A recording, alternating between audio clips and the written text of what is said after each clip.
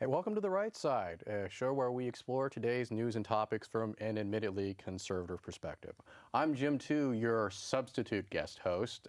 You might be wondering what happened to our regular guest host, Chris Pareja, and I like to say that he wanted to see what life was like on the other side, not necessarily as a progressive liberal, but as a guest. And so Chris is joining me today to talk about a project that he has been working on, other than the hours that he slaves away on the show, called Retake California. So, Chris, I would say welcome to the show, but you've been here before. So I'm not welcome. Yeah, well, welcome. How do you like the chair? It feels remarkably similar to the one that you're sitting in. All right, but my perspective is different. Oh, okay. But do you think the camera got your better side this time or the previous time? It's a 50-50 chance. I don't know. All right. All right. So for those of us who are not familiar with your Retake California project, what would be your brief description of what the project is? Well, it's a therapeutic outlet is really what it is. It's my frustration manifesting itself. What we've become in California is pretty much a one-party system. And I don't think many people would argue with that, even on the Democrat side of the ticket. But the challenge is, one of the reasons why it's been so easy for the one-party system to kind of take hold in California is that there's no credible opposition. The Republicans haven't really fielded strong candidates. In a lot of cases, to be blunt, there are people who are running for office whose hearts are in the right places, or they're trying to just fill a spot because there's no one running up against the Democrat opposition, so they jump in and they're train wrecks. Okay. And we have to stop that. All right. So then what is your plan to stop that? Well, the first thing is that there actually has to be some infrastructure in place to train candidates, to get them the right infrastructure, to help them do platform development. And these are a lot of things that you would expect from a political machine if that infrastructure were already in place. For example, if the Republican Party already possessed it, or even if it was a libertarian or whatever party would embrace it in opposition. It just doesn't exist. And so, as entrepreneurial as I tend to be, I see a problem, I want to solve it. So I've begun to put together the infrastructure to do exactly that. And so that so far, what is the infrastructure that you're talking? What does it entail? So the first order of business is we have a goal. Of myself and some other people that I'm working with. We've got other former congressional candidates, assembly candidates. We are looking at state senate candidates. We're looking around the Bay Area. This is not a county-specific initiative. And what we're doing is looking to recruit 30 to 50 conservative and liberty-minded candidates in the Bay Area that we can begin to put through a program of introducing them to endorsing bodies, of introducing them to one another, of donors, as well as educating them on the issues and helping them understand the context of the office that they're running in and how it may be impacted by local, state, regional, or even federal policies if they actually are lucky enough to get elected into the office they're seeking. All right. So, and how long has this project been in existence? This project was begun in November of last year, where the messaging has begun to be developed for the platform itself. We've also looked at starting to reach out to some of the endorsing bodies and the stakeholders who would have interest, and have begun interviewing candidates and reaching out to candidates who also saw major flaws in the way that they ran their own campaigns and want to help the next breed of citizen politicians get up, get strong, get elected, and get control back over the sanity in the Bay Area. Okay. So, yeah, I guess here's your more macro question then. Assuming that these candidates do become successful, yes, what's the goal? Well, the goal is if we can get more and more of them into office, right, people who will stand up for things like pension reform, who will stand up for property rights, who understand that a lot of the policies that are pushed in the name of helping the poor actually enslave the poor or permanently place them into poverty, then we can make a big difference. But in order to do that, we need a bigger platform. We need a bigger microphone or a megaphone, if you will, to get the message out. And so obviously, if we get some people into these offices, we can affect policy that way. But in the meantime, we're encouraging them to get very active in the issues that are important to them and to speak out now. They can't just wait to get elected to do something. We are activists at heart. We do want to see the rights of others defended, and the best way to do it is get in there and mix it up now. One of the problems with a lot of these candidates that are the train wrecks I described previously is they may run for city council having never been to a city council meeting. They may run for Congress never having been to a town hall meeting of their current congressional representative. We'll use the word term, that term loosely. They may have no understanding whatsoever of the job that they're being asked or that they're requesting to do. And so get on the inside, get to know it before you get there. Okay. So, well, now you mentioned that this is a one-party state de facto, yes. Right? So, looking at the guys on top, how do they do it? How would you observe? How would you describe how they recruit their candidates, develop their candidates? The ones that are there now? Yes. Or how does their system work? So one of the things that Democrats are very good at is when they start to see an election shaping up in a quote-unquote nonpartisan place. So if somebody's running for school board or if they're running for city council and they haven't disclosed a party, those kinds of positions, someone will reach out to them right away. They'll get to know them. In some cases, they'll chase them away. In other cases, they'll say, we can get you all the support you need.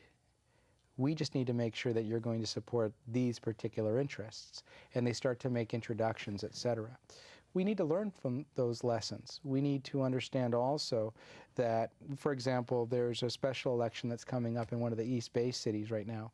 And we're working with some of the candidates to look at where their strengths are, and we'll be potentially supporting one or two of them to make sure that they get as far along in the process as possible. Working within, in this case, the Republican Party, working alongside us to make these things happen. But that's what we're looking at, is how we team up and how we learn from the success of the opposition, how we organize.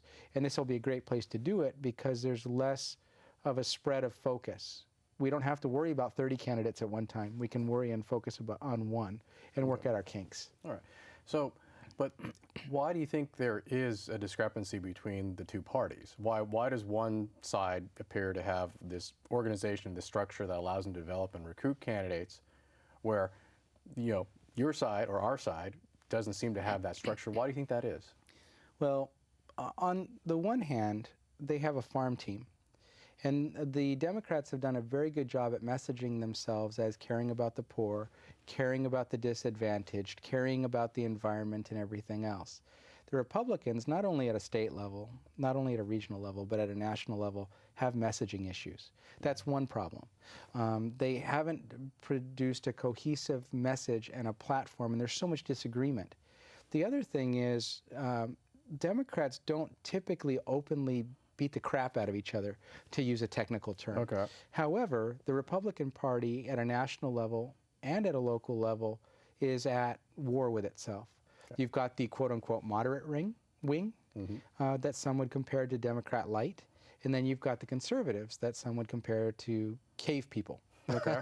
All right. But the and the truth is that it's not necessarily Democrat light, and I know as a conservative I'm not a cave person. Right. My handwriting would not dictate that, but you there's can always help that. But if you look even at a national level, you've got Karl Rove this week saying that his job is, or basically their goal is to destroy conservatism within the Republican Party. The Conservative Victory Fund is about overcoming conservatives.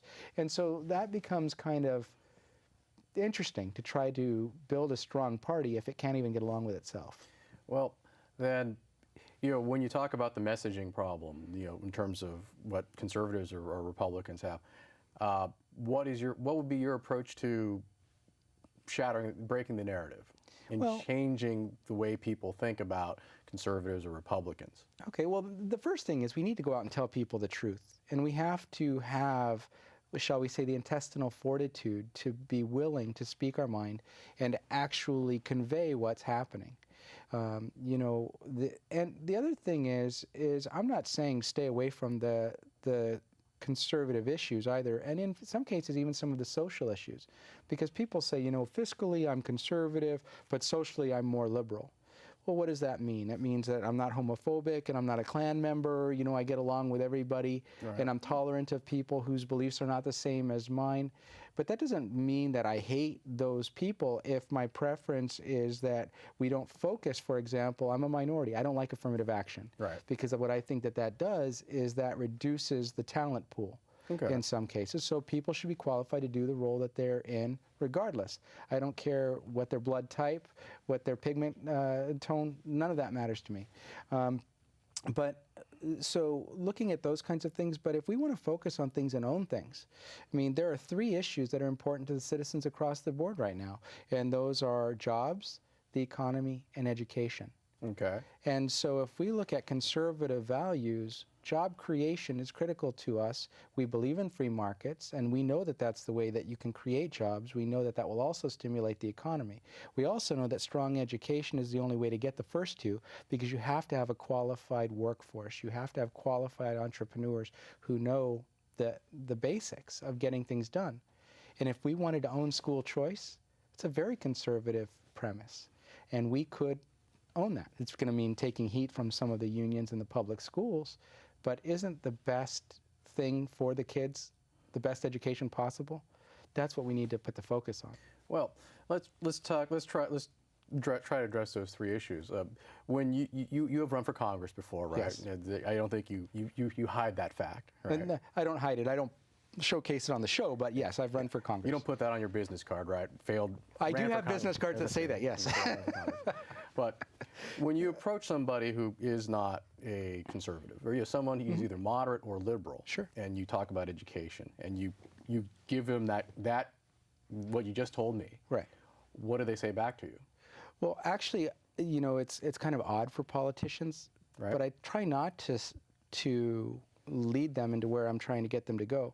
One of the other things that we're not good at is because we know how dirty and corrupt politicians can be, many good people don't run for office. Right. And so when they do run for office, they often have this feeling of, I need to be kind of a slime bag and just say whatever people want me to say Right. in order to get them to like me. Right.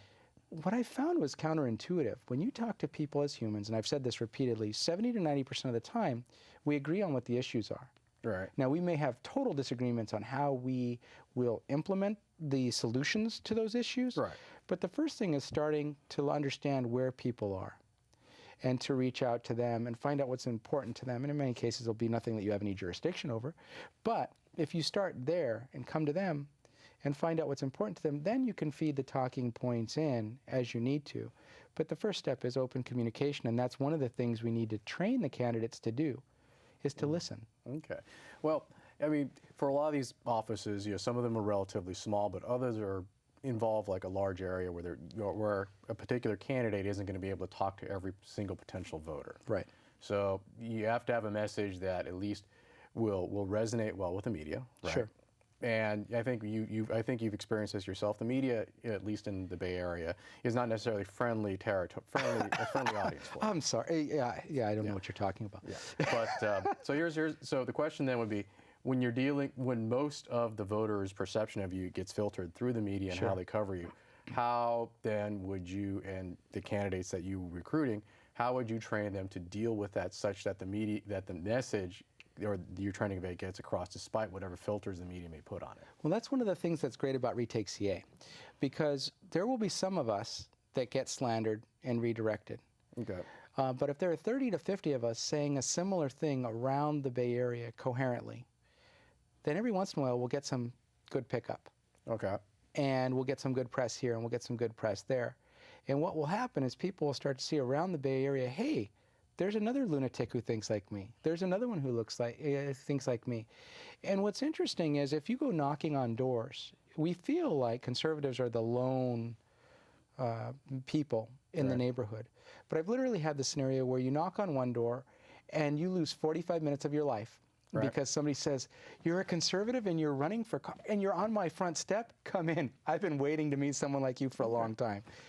You go to, so 45 minutes later, you kiss goodbye, you're on the way out, and that's not literal. Not literal, okay. We do kiss babies and shake hands, or shake babies and kiss hands, depending on appropriateness, but not kissing all of our constituents, generally. But you go to the next door, and all they care about is going green, legalizing marijuana. Right. The next one, they're not legally able to vote. Right. And then the next door over, 2 doors down from the one where you lost 45 minutes, you lose another 45 minutes. Right. Because they think like you, and they think like the guy 2 doors down. And the 2 doors down didn't know that they both feel the same way. Okay. And so, but you go through that, and you start to get recognized, and you start to get a following. But what I found is, even when you talk to somebody that you don't agree with, right, and this goes back to what I was starting to say earlier, our inclination would be to tell them what they want to hear. But what I find is they respect you more, even if they disagree with you, if they know where you stand and they look you in the eye and say, this guy's different. He actually cares about what he's doing. And I don't agree with 60% of what he just said, right, but that 40%, I could get along with him long enough to vote for him to see if he can make a real change. Okay, but do you think that formula, will actually get you that person's vote? I think it does in many cases. I ran as an independent, right, so I had no money in comparison to the other guys. Okay. No adult supervision. Right. No, party behind me or anything else, and I still got about 21% of the vote. Right. Against 2 Democrats in a highly Democrat district. And so if we can do things like train them along the way and help them not be train wrecks, help them develop debate skills, help them develop public speaking skills, and help them articulate their passion in a way that's digestible to people outside their body, I think we stand a very strong shot. But we're not naive. If we get 30 to 50 candidates in, and we get 5 or 6 or 8, or God forbid 10 elected on the first round, that's very successful. And in the meantime, we've also raised the awareness of the things that are important to us. So the journey of 1,000 miles begins with a step? Yeah, and somebody willing to get shot at. Well, yeah, not hopefully literally. Okay, but when you're developing the Retake CA and you're trying to figure out how to train the candidates, is there an overarching theme that you can just say, that if you say approach someone who doesn't agree with you, or like a moderate, or the person that agrees with you 40% of the time disagrees 60% of the time. Right. Is there an overwhelming approach? Is there a basic approach that you get that will stop the narrative in terms of how people think of conservatives? They think, well, you can characterize how the stereotype that the media and most non-conservatives perceive conservatives, right? Yeah. We don't like women, minorities, right? We're just for the rich. We hate the poor. We hate everybody. Right. And we're greedy. And we want unrestricted markets. Right. Is there a way that is there an approach that you can that breaks that narrative, that breaks that thinking, and gets them to reset their thinking, or at least put it on, reboot their thinking? Well, one of the things that's interesting is that I had a chance to debate Eric Swalwell, who's our new congressman in my district, and Pete Stark, who's the old congressman in my district. And the media actually approached me after the debate, and they said, we knew you were conservative, and we knew that you've had associations with the Tea Party, and we thought you were going to be the crazy right-wing bomb thrower, but you actually have interesting solutions, and you came out as the sane one of the 3 of you. The problem is they've never met a conservative out in the wild before. Oh. And so if we can help them actually articulate interesting ideas that are actually executable, there are ways we can change things. And I find that one of the best ways to do it is through stories. As an example, when I was out talking to people on street corners in San Leandro, collecting signatures, an ambulance driver came up to me, and he was talking about how what my solutions were for healthcare, because Obamacare was in the heat of everything at that point. I said, well, first thing we've got to do is stop using emergency rooms as healthcare clinics, and start using healthcare clinics as healthcare clinics, because the emergency rooms are clogged up. It's the most expensive way you can treat someone, and you're taking up space from somebody who has a physical emergency just because someone doesn't have insurance. He says, let's take that a step further. I show up at somebody's house with the ambulance. I know they don't have an emergency. If I could reach into my pocket and pull out a taxi voucher, send them in a taxi, round trip to and from the hospital, between your healthcare clinic and my taxi ride, we can turn a $4,000 to $7,000 day into a $200 to $400 day. Do that a million times across the country, and that'll reduce healthcare costs. You start talking about those kinds of things. I was presenting that to progressives on street corners, and they said, wait a minute, nobody's talking about this kind of stuff. Yeah. But that's what happens when you trust people who actually are delivering services out in the free market to solve the problems by using their experience and skill. Government doesn't have to be the solution to everything. Yeah. Well, that is a novel concept for most people in the state of California. Yeah. But okay, so it looks like we probably have a couple minutes left. Okay. So, so do you think you might have events come into your favor? Like there might be some macro event that happens in California Sure. that makes voters actually more receptive than they have in the past few years. Yes, and it's all already in place. This is a perfect year. So people have already started to realize that their paychecks are smaller because the payroll tax holiday is over, and they're starting to realize that 2% does make a difference in your spending power, There you go. which is also going to trickle into the economy, and they're going to see jobs dry up. Additionally, around October and November, people are going to start realizing that the free health care comes with fines and that the IRS is going to be enforcing them. And when that does, and when they figure out that they've only got a 30-hour job because 31 hours means that they get health care, and so they've got a part-time job trying to live on a full-time salary, and now there's a big fine that comes out if they don't pay for a $20,000 health care plan for their family, things are going to be in play for a new set of listening ears, I think, in the general population. Okay, and then briefly, I mean, I think, they say money is the lifeblood of politics. Yes. So I assume part of the Retake California will involve how to raise money? It'll not only how to raise money, but how to leverage. So if we can run people as teams, let's say we've got 3 candidates running in an overlapping area, one brochure with 3 faces on it, one email from 3, or $1 going to 3 candidates at the same time, or 1 volunteer handing out brochures actually maximizes the resources. We get 3 times the efficiency. So we're looking at all levels, and plus we don't have to pay union rates for our printed materials, which brings the cost way down. There you go, using non-union labor. You're hiring scab labor for your work. Well, if the labor can do a good job, if the union labor can do a good job and they can do it at a reasonable price, we use them. Otherwise, we do believe in the free market. There you go. All right, Chris, 22 and a half minutes has gone by so fast. But anyways, thank you for your time. And now, I guess we are ready to hear from a message from our generous underwriter, the Conservative Forum of Silicon Valley.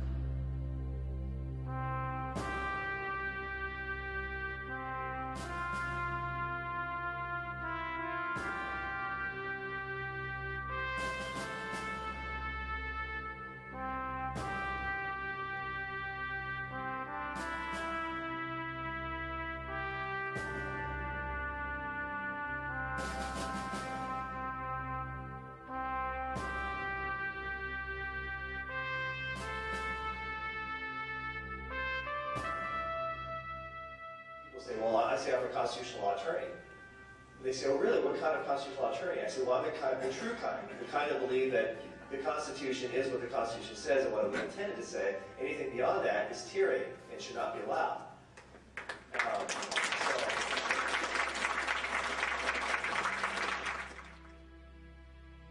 So it's come to this, my friends.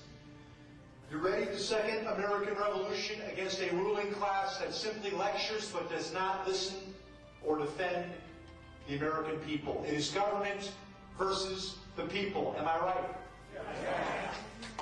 Look at the Electoral College example, right? A leftist popular challenge to states' rights. You think the founders weren't brilliant people? Did they not know what they were doing by carefully calibrating to get the small states and the big states to come together? Why does Wyoming get 2 senators in California? Actually, I'd rather have Wyoming's 2 senators.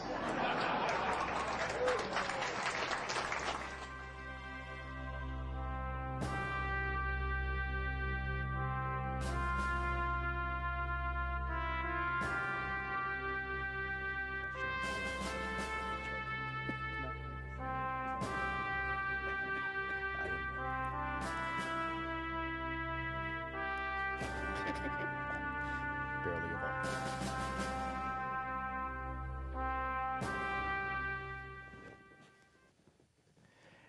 And we are back, and we'd like to thank the Conservative Forum for underwriting our show. And in addition to underwriting this show, they have a meeting once every month, the first Tuesday of every month. Is that right, Chris? Yeah, they meet the first Tuesday of every month at 432 Steerlin Road here in Mountain View. So who do they have up in the coming months? Well, tonight, where I plan to be in the next 10 or 15 minutes, Kevin Jackson will be speaking. He's of the Black Sphere fame, and he's written a book called Sexy Brilliance. And what's interesting is he's often on the Brian Sussman and Melanie Morgan show on KSFO every Monday morning. They've never physically met, so Brian Sussman will be there to introduce him. Oh, that'd be great. So, and then who else do they have in the coming months? So in March, there's going to be a panel discussion on improving the state of education in California. There will be people such as Gloria Romero and even heads of the California Teachers Union, I believe, will be there. So that'll be an interesting conversation. In April, Dr. David Bobb from Hillsdale College. And in May, one that I'm looking forward to, Bill Whittle of PJTV and Afterburner fame. Oh, well, that's great. Okay. And in closing, Chris has basically undertaken a very difficult task of winning California back to conservative causes, where we are basically 1 out of every 3 California citizens. Now, it's not the first time a group that considers only 1 out of every 3 people took on an overwhelmingly powerful government in order to win their freedom. But, you know, then they were the founding fathers, and who knows, maybe tomorrow, maybe it'll be Chris Pareja and his merry band of patriots. But until then, remember, every issue has 2 sides. When you take your side, make sure it's the right side. Good night.